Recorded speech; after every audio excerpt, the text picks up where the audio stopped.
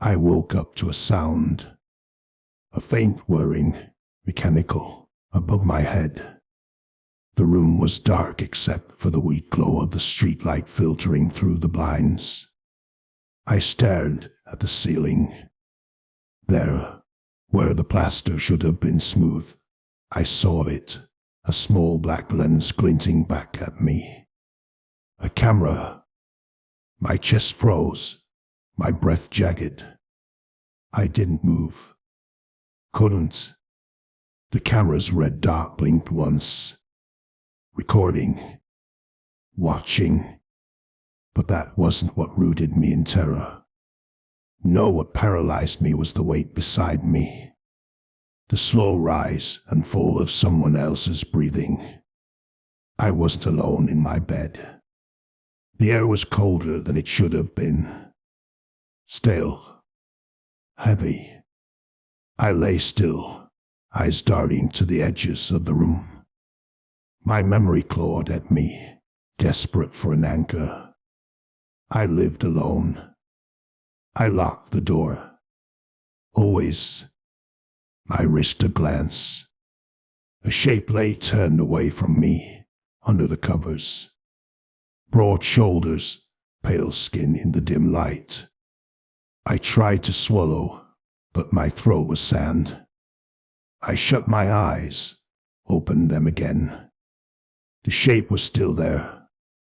Who was he? I thought of the camera, of the blinking light. Whoever put it there had seen me like this, night after night. Sleeping. Vulnerable.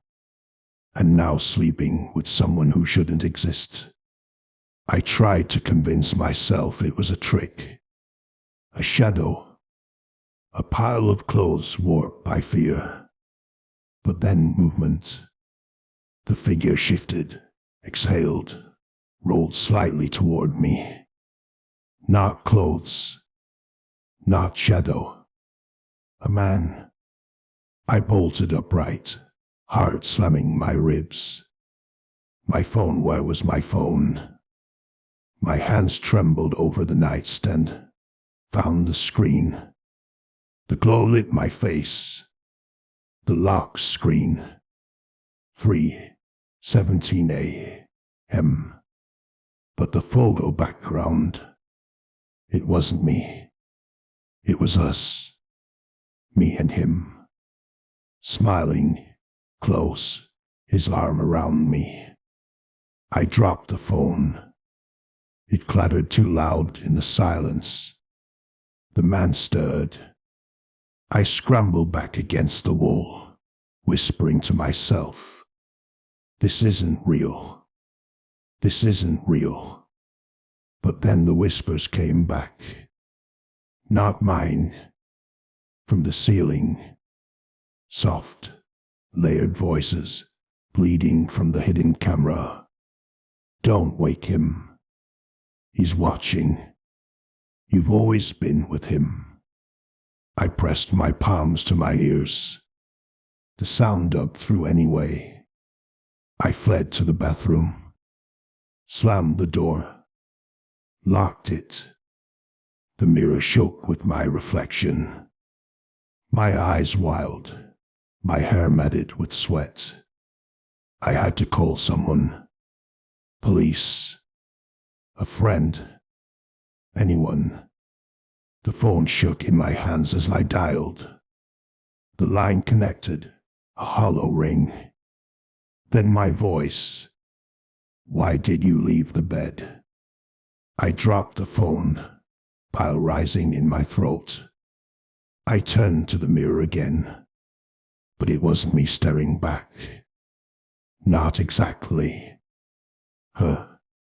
A woman who looked like me, but softer. Different eyes. She smiled. My lips did not. Behind her reflection, I saw him. Standing in the bedroom doorway. The truth hit like ice in my veins. The photos. The camera. The stranger in my bed. This wasn't my first night with him. It had always been him. I wasn't living my life, I was watching fragments of someone else's. Someone I was supposed to be. A version of me that belonged to him. And every night, the camera caught me breaking character. Every night, I woke up. I stepped into the bedroom again, slow, trembling. He was sitting upright now, waiting. His eyes were hollow, his face half in shadow. "Lie back down," he said softly. His voice was calm, measured, like he had said it countless times before. I shook my head, tears burning. "You're not real." But he smiled, and the camera above us blinked again. "You've always been beside me." My knees buckled. The whispers grew louder, chanting, layering over themselves like static. The walls closed in.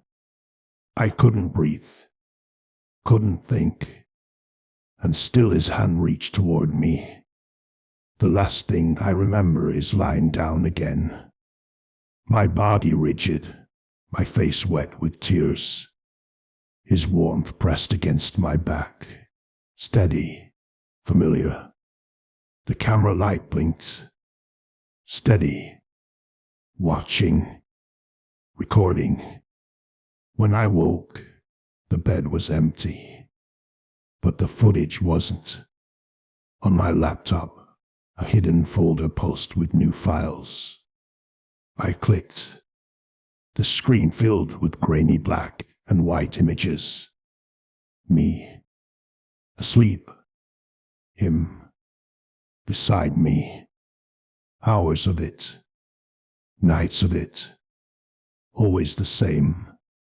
And then the final clip. Me, awake, staring into the lens, smiling.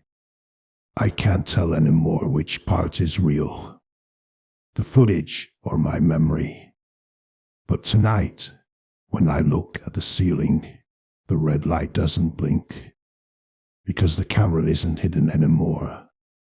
It's right in front of me, and I'm smiling into it.